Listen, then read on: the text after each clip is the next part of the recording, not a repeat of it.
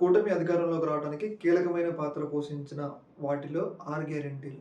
6 గ్యారంటీల్లో మహిళలకిచ్చిన హామీలు కూడా చాలా కీలకమైన హామీలనమాట. ఏదైతే మహిళలకు ఫ్రీ బస్సు ఇస్తామని చెప్పేసి కూటమి ప్రభుత్వం వాళ్ళ మేనిఫెస్టోలో పెట్టడం జరిగింది. అయితే ఇప్పటికి దాదాపు 7 నెలలవుతుంది ప్రభుత్వం అధికారంలోకి వచ్చినాక. కానీ ఇప్పటికి కూడా ఏపీలో ఫ్రీ బస్ అనేది ప్రవేశపెట్టలేదు.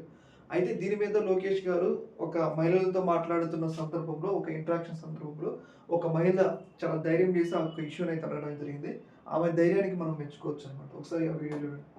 ఆర్థిక ఇబ్బందులు రాష్ట్ర ప్రభుత్వంతో ఉంది. అధిగమించి తప్పనిసరిగా ఇచ్చిన హామీ తెస్తాం. అమలు చేస్తాం. ఈ విషయంలో పెన్షన్ పెంచామా లేదా? నేను అడిగేది నువ్వు చెప్పేది. అమలు చేస్తాం. ఈ విషయంలో పెన్షన్ పెంచామా లేదా?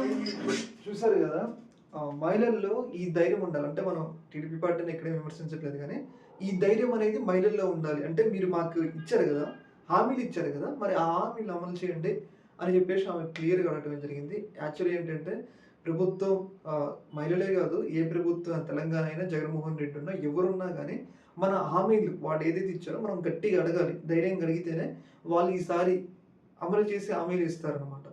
యాక్చువల్లీ ఆమెకైతే చాలా మనం అంటే ఆమెని పొగడాలి ఒక విధంగా. ఎందుకంటే అంతమంది ఆఫీసర్లు ఉన్నా కానీ ఆమె ఏమనుకోకుండా ఒక సీఎం కొడుకుని అలాగే ఒక మంత్రిని ఆమె క్వశ్చన్ చేయడం అనేది చాలా గొప్ప విషయం. ఈ యొక్క ఇష్యూ మీద మీ యొక్క అభిప్రాయం తెలియదు. ఓకే మరి, థ్యాంక్ యూ.